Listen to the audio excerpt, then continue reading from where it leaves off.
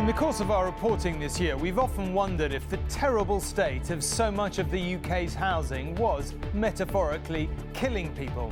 Now we have evidence that it is literally killing them, or close to it. I reported it in April, and now I can't. I'm never going to get to see a dance again.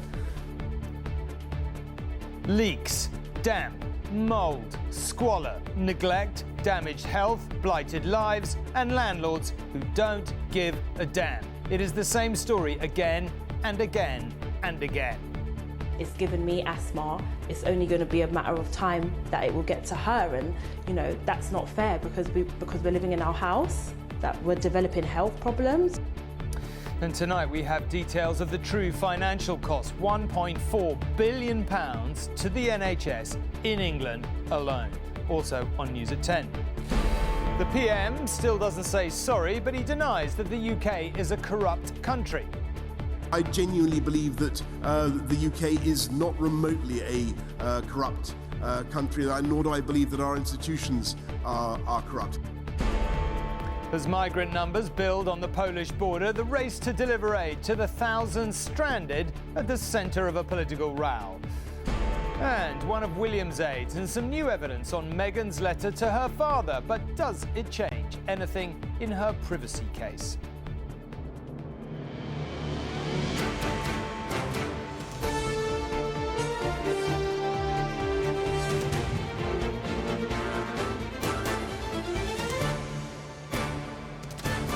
This is ITV News at 10 with Tom Bradby. Good evening. Anyone who has watched our reports on the housing crisis, which essentially involves people paying to live in damp, mouldy and often freezing cold homes, can only feel sympathy and indeed outrage. Certainly that is the feedback we have been getting, and in great volume too. There has been more of it than for anything we have reported on in recent years. And that is no surprise, because our reports have shown the human cost in the exasperation and the tears of tenants. As for the damage to their health, well, that is close to incalculable, as you will see in tonight's report. Arguably the very worst we have transmitted, and boy, is there some competition. But the building research establishment has had a go. It believes poor housing in England costs the NHS, and therefore taxpayers, you and I, a staggering £1.4 billion a year. Alexa Lee loves nothing more than to dance. But 2 months ago, everything changed. The 6-year-old was left fighting for her life after a concrete fireplace fell on top of her at their home in Liverpool. Her parents wanted to share this photo to warn of what dangerous housing can do, after they had warned their private landlord the fireplace was loose, that the plaster was crumbling, but nothing was done. It's the first time I've been back here since the accident. It was horrible, and that's all I can say. It's heartbreaking. My daughter is now being robbed of a life. So she has a completely normal life, and she'll never be normal again. Nothing can be attached to this wall. It's just, the whole thing is just... Alexa Lee's dad believed she was playing near the fireplace, tripped, grabbed it, and it crashed on top of her. 2 months on, his daughter is still in hospital. She's blind in one eye, deaf in one ear, and may never walk again. I'm more annoyed the fact that I reported it in April. She just didn't do the job. And now I can't. I'm never going to get to see her dance again. Merseyside police told us they're investigating what happened here. What's clear is poor housing can have devastating consequences and comes with an enormous cost. Analysis for ITV News by leading building science researchers, the BRE, estimates treating people living in poor housing costs the NHS in England £1.4 billion a year. The most, £857 million, is spent on residents made ill by excessively cold homes, £38 million on the impact of damp, and £374 million due to falls caused by unsafe conditions. This is absolutely a problem that's not going away. We have old housing stock in this country as a product of our history, and that needs intervention now in order to make it fit for the future. Takesha Thomas is a full-time carer for her daughter Casey. Casey has severe autism and struggles with her mobility, but recently their appointments to the doctor have become more regular. After both developed breathing difficulties, living in their council house in East London, and you can see why. So this is my staircase. The conditions are barely believable and totally unlivable. 3 years of constant leaks, consistently reported to the landlord, have gone unfixed and led to this. My chest feels tight, I can feel all the moisture in the air, it's uncomfortable, and the floor is constantly wet. I'm so scared of her accidentally, taking a tumble, sliding, slipping. It's given me asthma. It's only going to be a matter of time that it will get to her, and that's not fair because we're living in our house, that we're developing health problems. Back at the doctors, we asked what living in these conditions for so long could be doing to Takesha and Casey's health. Molds, and that the spores from the mold can cause problems. When she's in the house, she's worse. When she's moving out of the house, it's better. So you're already scientifically demonstrating that her house is having an effect on her breathing. I mean, she can't live there. I mean, if it's affecting her health, I mean, she needs to be moved out. Hackney Council said, "We are very sorry if we have fallen below the standards expected of us." They say the leak is coming from a neighbouring property and they're working with Takesha to move her out to fix it. But a failure to fix England's broken housing is costing us all. Some so much more than others. Daniel is here. Well, they always say they're sorry, don't they? How many times have we heard that? And it doesn't get any less shocking. In fact, if anything, it gets more shocking. But we haven't. This is the first time I think you've tried to quantify the actual direct costs on the NHS. Yeah, we've seen the devastating consequences for 8 months now. We sort of know the cost. Tonight, the British Medical Association have reacted to our findings. They say it is clear the profound pressure that bad housing is having on the NHS in England, and is calling on the government to act on this urgently. Yes, the cost stands out in this report, but what stands out more for me, Tom, is the fact that the hazards contributing towards that £1.4 billion figure are actually pretty cheap to fix. We are talking here about really basic stuff, about fixing leaks, about dealing with mould and damp properly, about even stairs and flooring, about not having exposed wiring, stuff that our viewers just simply take for granted. Is it really beyond the power of the state to solve this problem? Yes, councils will say they have less money than they had a few years ago. That is true. Tenants will say their landlords don't care about them, and we've seen evidence of that in our programmes. That's probably true as well. But where is the political will to tackle this? Where is the urgency? Yes, you're right. Sorry is the easiest word. The government have told us so many times there's housing reforms coming. But in our 8 months doing this, those reforms, we're still waiting for them. OK, Daniel, keep at it. But for now, thank you very much indeed.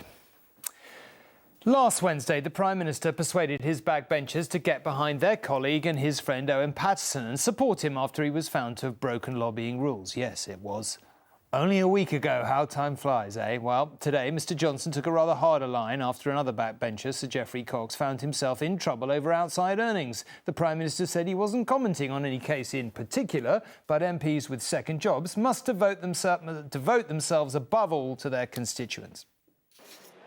Heading back to Glasgow to talk about climate change, the heat was still on the Prime Minister over his own MP's behaviour. Prime Minister, are you running away from the sleaze allegations?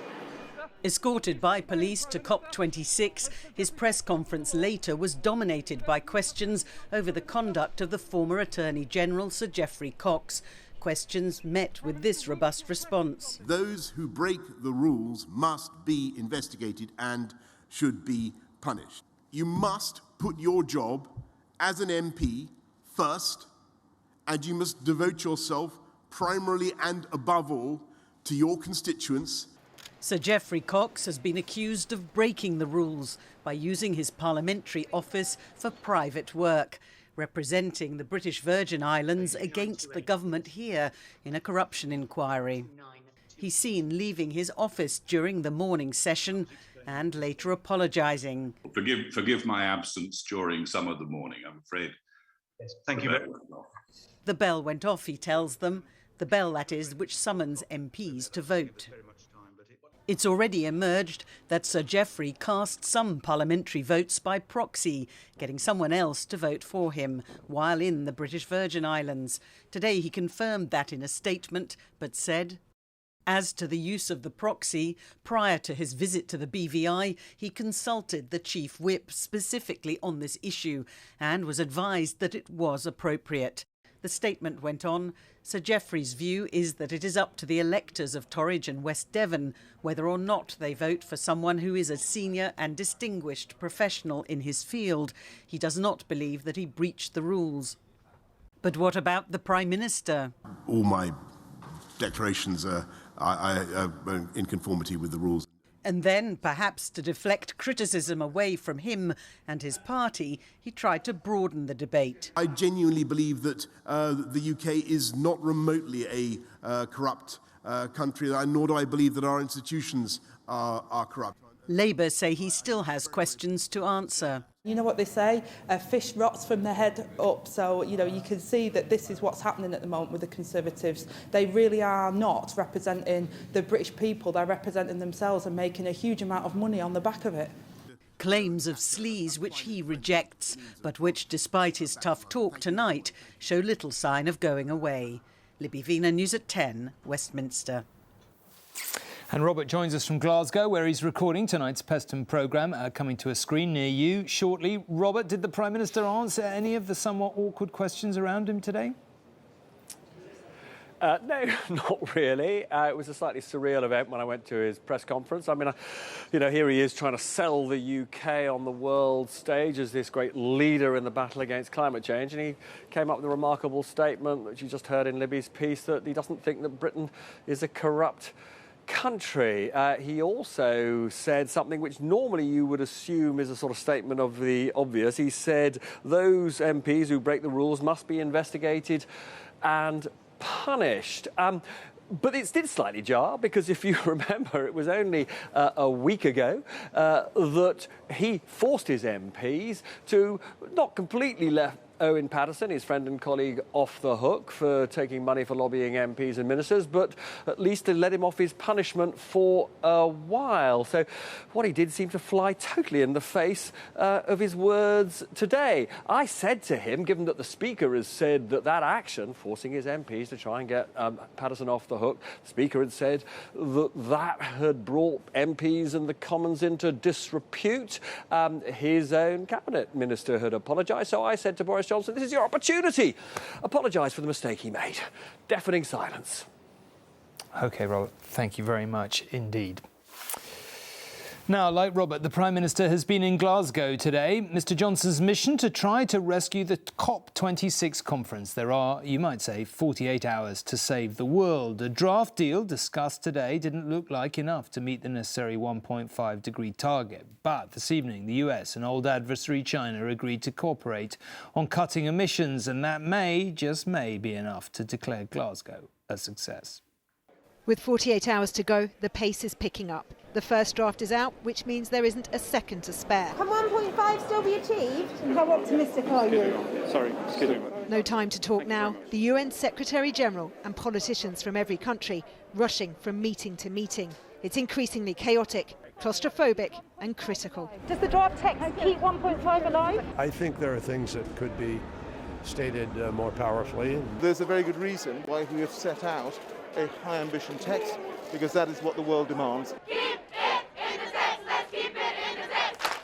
And what they're demanding is that nothing is negotiated out now, at a point when more reluctant countries traditionally push back. Keep it in the draft. The first draft urges countries to revisit their targets on cutting emissions with a deadline at the end of next year. It calls for coal and subsidies for fossil fuels to be phased out faster, the first time a UN deal has even mentioned them. And it presses developed nations to double the funding for poorer countries to adapt to a changing climate. No deadline for that, though. Good afternoon. And that's a problem for countries like India, already feeling let down by the developed world's failure to keep its promises on funding this year. Because the climate finance is an obligation, it's not a charity. So into the throng arrives the Prime Minister on a charm offensive. Prime Minister, is this a rescue mission? He needs to move quickly, with a second draft being written overnight for fresh scrutiny tomorrow. The negotiations are getting tough, and with just a few days left, there is still a huge amount to do. But then came an unexpected development that might just make getting it done more likely. John Kerry has just announced a joint declaration, the US and China working together, and that really will be a big boost at this stage of the summit. The US climate envoy and his Chinese counterpart putting aside their recent tensions and instead promising to address the climate crisis together this decade. But he wouldn't tell me if China planned to back the first draft of the COP declaration, urging a faster phasing out of coal. Do you support it staying in the draft? It's under negotiation, said his translator, and the Americans wouldn't be drawn either. We can't have unabated fossil fuel fouling the atmosphere. So the US will support that remaining in the final draft? I don't know. I said I'm not getting specific about the language because I want to see it in full context. All right, we're going to go fast. That sense of urgency is vital to limiting rising temperatures to 1.5 degrees. No agreement signed here can end the climate emergency, but a credible deal might give the world something to cling on to. Rachel Younger, News at 10, Glasgow. And good to see Rachel literally chasing them down the corridors. Now, millions of people in the UK are willing to play their part in reducing emissions, but buying an electric car would be an obvious way. The cost, though, of one and the practicalities of charging are holding many back. The head of Auto Trader told us the number of charging points needs to go up from 26,000 to 1 million. How we drive and what we drive are changing. There's only one way we're all heading, towards electric. Welcome to tomorrow's world. This material can be completely recycled. This company makes electric vans and buses with nearly £900 million worth of orders in the pipeline. That things have really evolved in the 6 years that we've been going now. The interest is only growing. Every single aspect of the way that we're designing, manufacturing, and the technology that we're using in these vehicles is brand new. So it's a hugely exciting place to work. Green vehicle manufacturing is on the edge of a boom time, with government targets fast approaching. In 9 years' time, you won't be able to buy a new car or van that's powered entirely by petrol or diesel. They'll have to be fully electric. At the moment, there are no plans to ban the sale of second-hand petrol and diesel vehicles, but if you drive one, you'll most likely be taxed more. 2030 is the target for cars and vans. Today, the government said 2040 will be when HGVs have to be zero emission. The pressure is on. We are very environmentally friendly. Belinda Old needs to change her car next year and would like to go electric. What's holding you back? The price is horrendous compared to a petrol car. And we're talking sort of 10, 15, 20,000 pounds on some of the cars. We've got 4 cars. We'd all like an electric vehicle, but the cost, the availability and the infrastructure is just not there. The price explains why electric vehicles are most popular in affluent areas of the country, and charging can be problematic. Catherine Fairs works for Auto Trader. There are about 26,000 electric car charging points in the UK today.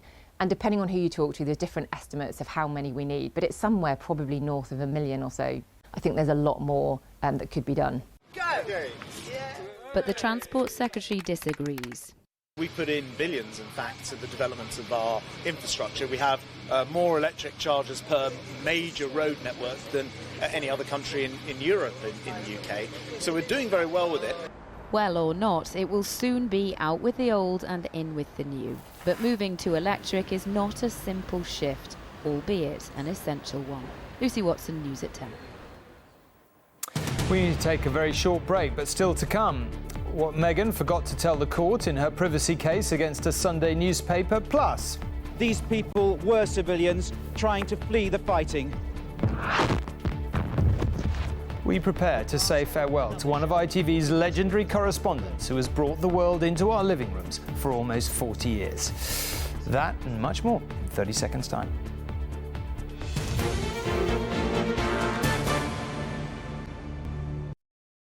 As the boat raced under the final bridge, the young Cox thought, what?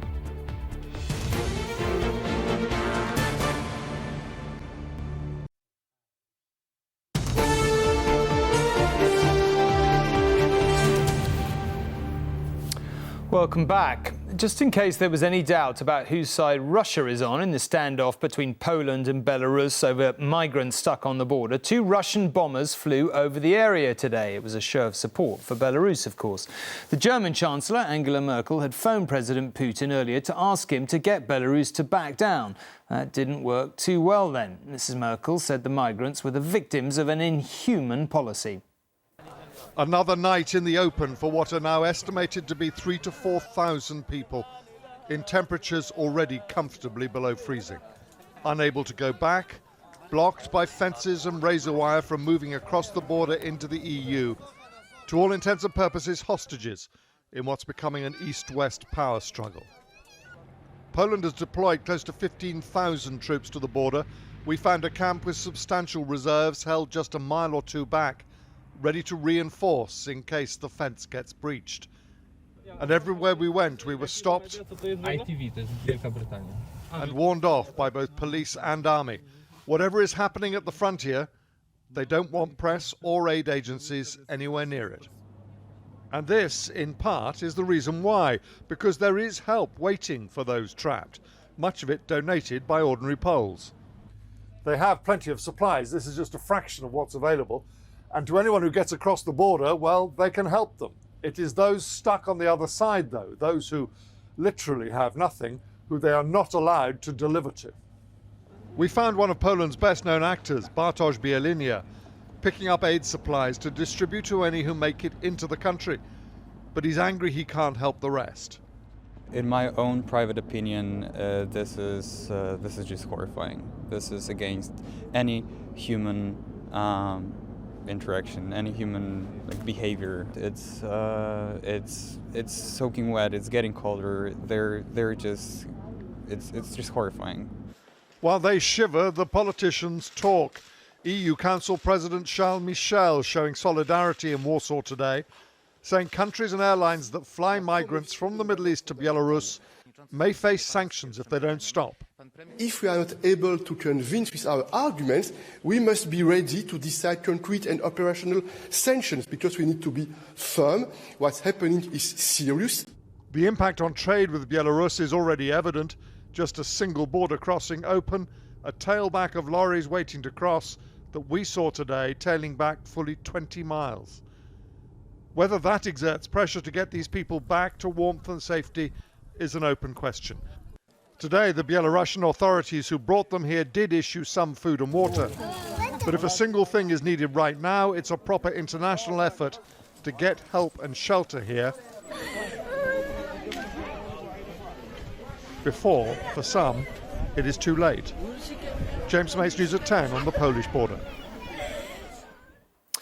The falling popularity of M&S clothes has been a blot on its copybook for several years, but it now looks like they have finally turned things around. M&S has increased its annual profits for the second time in less than 3 months, and full-price clothes and homeware sales were up 17%.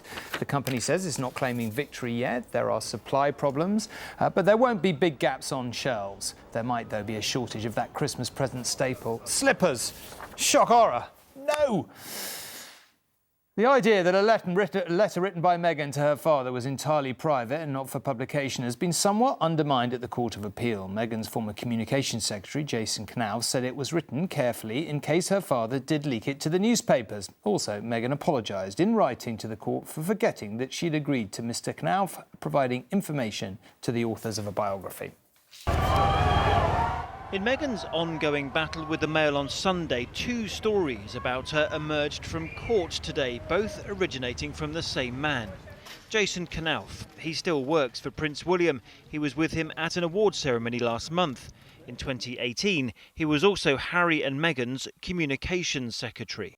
Going to be very selective, if I may, because of time. Today, in the Court of Appeal, Mr Knauf revealed in a statement that Harry and Meghan did authorise him to cooperate with the authors of the biography Finding Freedom. The Sussexes had previously said they had nothing to do with the book, which was written favourably on their part, and today Meghan apologised. "I had absolutely no wish or intention to mislead," her statement read. The whole case is back in court because Meghan previously won her privacy case against the Mail on Sunday without trial, and the newspaper is appealing that decision. Meghan successfully sued the paper for publishing a private letter she wrote to her father, Thomas Markle. But how private was it? Meghan sent a draft of her letter to Jason Knauf along with some text messages revealed today in court. Obviously, she wrote, "Everything I have drafted is with the understanding that it could be leaked, so I have been meticulous in my word choice." She also asked Knauf about whether to refer to her father as Daddy. In the unfortunate event that it leaked, she typed, "It would pull at the heartstrings." Even if Meghan expected it to be leaked, where does it leave her claim to privacy? Well, I mean, from Meghan's perspective, she has a claim to privacy, even if she thought it might be leaked. If she didn't want it to be leaked and it wasn't intended to be leaked, then in those circumstances, she's got a good claim in privacy. The Duchess maintains she never intended her letter to be published. The newspaper argues this case must now go to trial. Chris Ship, News at 10. Finally, tomorrow will be a landmark day for us. It will be the last at work of our much-loved and respected correspondent Paul Davies after 39 years at ITN. It is no coincidence that his final report will be on Armistice Day. In recent years, his reporting has done much to champion the care and the treatment of service men and women who have suffered physical and mental harm in battle. And Paul, more than most, witnessed the birth of the modern world in all its agonies and took enormous risks to bring those stories home to all of us. It's almost Christmas 1989 and the people of Romania are out on the streets fighting to overthrow one of the Cold War's most vicious dictators. This battle has now been going on for almost 24 hours, but despite all their firepower, the troops are not able to winkle out those men still loyal to Ceausescu. With his trademark moustache and famous coat, the man bringing this into our living rooms was the one we'd come to expect, Paul Davies. Through his eyes, we witnessed then a new world being born. Are you surprised that it's all happened so very quickly, that the government has given in to you with such speed? I'm happy. Thank you. It was not without its painful moments. His remarkable account of the siege of Dubrovnik a few years later remains one of the most famous in ITN's history.